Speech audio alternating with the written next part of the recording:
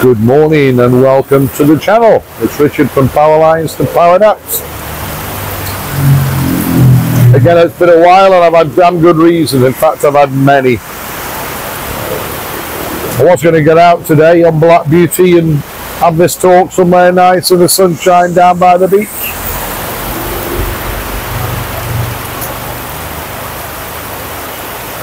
Not happening. You know why? This is why. It's raining again.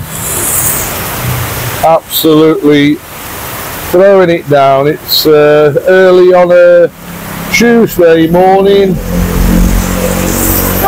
and the weather here for the last few weeks, which is going to be one of my subjects, has been pretty relentless. Pretty damn relentless. Hopefully, the weatherman says a lot of bullshit at the moment, but anyway, the weatherman does say it's going to brighten up soon. If it does, I want to do a quick ride down to Qatar seafront just to shoot a little quick clip of the film to see how the restoration of that big landslip is going on. I know all the recovery and everything's been done back on the hill, but if you remember from my previous films, the car park down at Qatar beachfront was just washed away and swept into the sea. I believe that's not complete yet, so if this weather just buggers off for 20 minutes, maybe I can get out down there quickly, film the progress, see how they're doing, then get back here where it's dry and carry on talking and telling you all about my escapades or disasters, call them what you will, of the last couple of weeks. So let's drink coffee until the sun comes out, or at least the rain stops, and I'm going to zip you down to Qatar seafront, and I'll see you down there. So this is how the weather's going at the moment. It's now nearly 1 o'clock lunchtime and the rain has only just stopped. Well, it stopped in Caron anyway. So I got on the bike quick, had a quick ride down to Qatar where I am now. It's still spitting a bit here, so I shan't be hanging about long. What I wanted to show you really is the restoration and the progress, which is pretty slow to be honest, of the car park and all the devastation that went with that landslip last month. Let me just spin the camera around.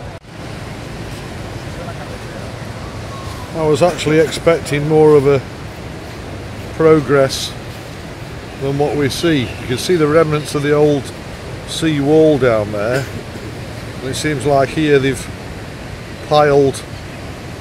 Let me take you around here and maybe show you better. It's like they've piled loads of pipes, stacked them and filled them with gravel to try and support what ballast they're going to put in behind. But I'm sort of standing in the line of the old beach wall now, so they've got a long way to go to restore. And all this was a huge car park for mainly bikes and cars, but it really is a long way off being restored. The old steps used to be down there by the green tarpaulin, the green netting. Now we got to come back this far to get the first steps down onto the beach. Not many on the beach today, but then again it's a wet day, very humid. You can see there in the distance that end restaurant totally undermined and collapsed, so that's going to be out of action for a long while. And sadly, just behind it there you can see the blue and white striped canopy with the yellow and white striped wall. That was one of the best inventions and businesses opening in the low season as I saw. It was a traditional English fish and chip shop, which I was set to do amazing. But again, sadly, their business is going to be put on hold seriously. They've still got a lot of work to do here. So quite all shocked me. I expected a lot more restoration to be underway than this, but I can only assume because of the weather we've been having. Carabao, okay. A friend of mine from Caron Beach. Maybe all this extra rain that keeps coming off the mountains they can't just cope with and get on with this permanent repair, but you know, we'll be coming into high season soon. And Qatar Beach here and this particular access and all these restaurants, very popular, very busy place. Businesses are going to be suffering. But anyway, weather is one of the things I was going to talk about, and I will when I get back, along with some of the problems I've had. So I just wanted to pop down here and A, see for myself, and B, show you how the progress is going. And I'm a little bit shocked the progress is not good at all. Not good at all. Big job ahead, but hey. Anyway, before it rains any harder, let's get back to base camp and Newey's kitchen. Looks like it's getting pissed down again in a minute. See you back there. Way up there beyond that tree, I can't see from here, out on the hillside is where the big landslip was, which caused utter devastation. Sadly 13 deaths and countless houses demolished. But the line of fire then for the main water was down into Qatar, and it hit Qatar car park where the main steps down to Qatar Beach were. And you can see the huge rocks over there, and it just all got washed away. Well, they've started some sort of restoration, but you can still see they're a long way from actually finishing it. So that's where we've just been, just walking back now towards where I parked my bike, back up here, and I've just noticed that in the far distance, right up there, you can actually see the scar of the landslip that caused all this devastation. You can see just how far it's travelled. That's a long way away from here, but it came down the valleys, killing 13 people, devastating countless of homes, just destroying them. And then the bulk of the water found its way down here into Qatar, down this main pipe I presume, and the pipe just couldn't take any more. And at the seafront it just burst and just obliterated all the car park and the seafront at Qatar. To me, it's looking now in a worse state than it was on the morning it happened. We need to get on with this now.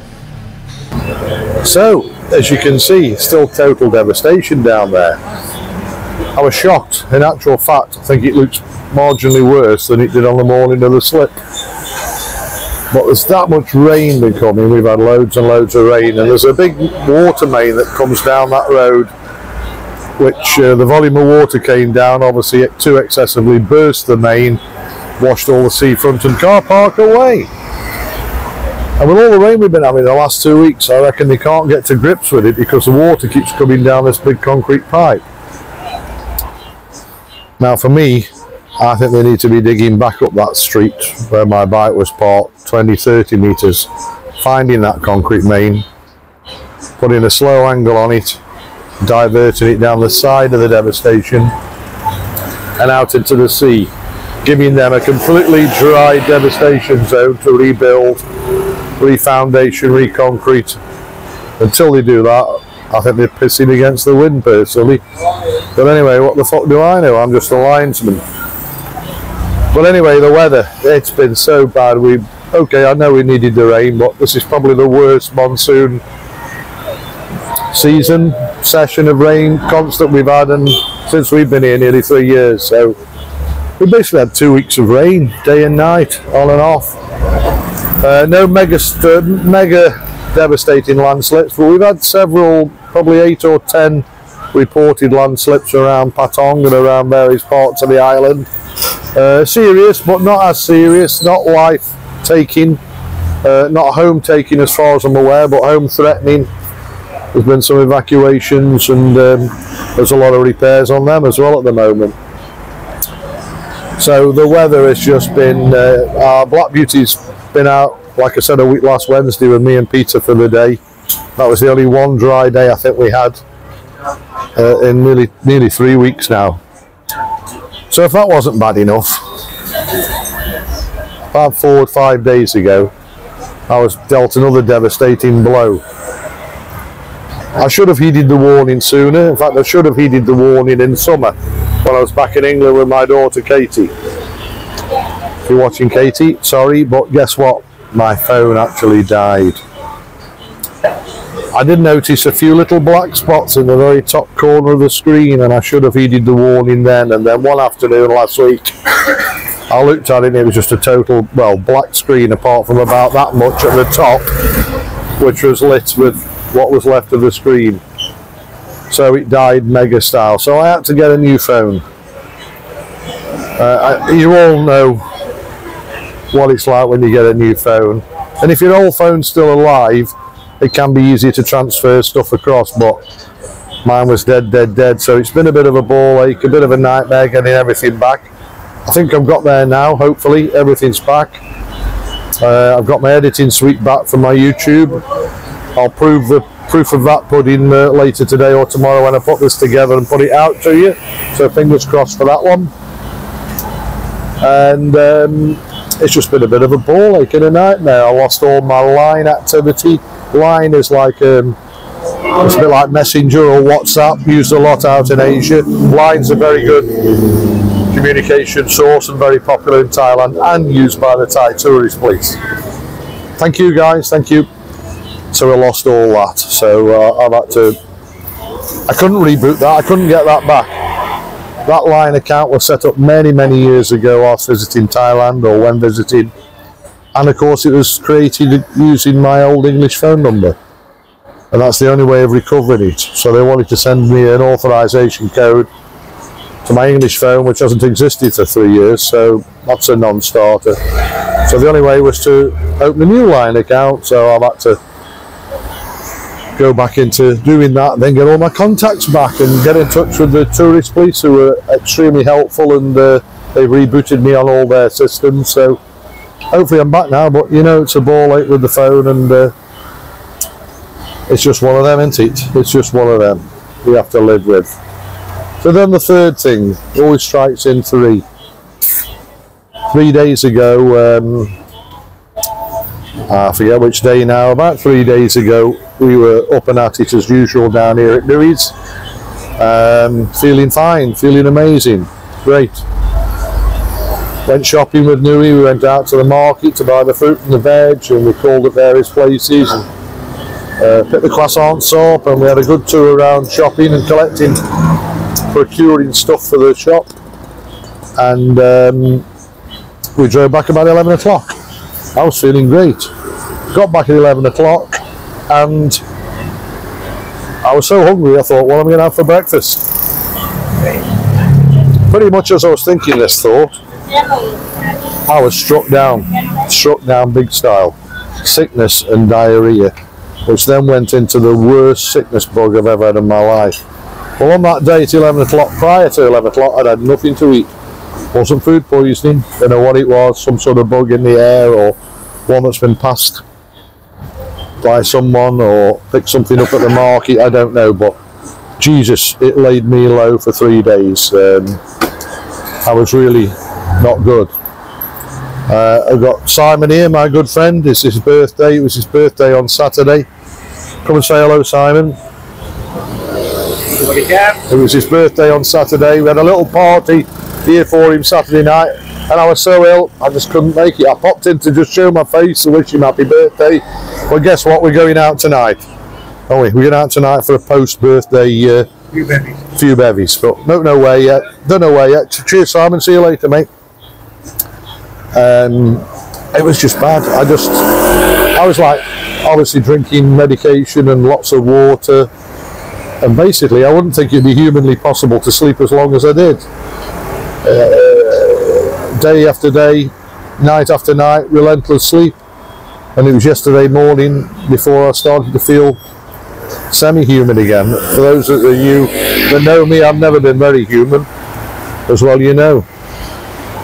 But yesterday was the first time I sort of felt okay.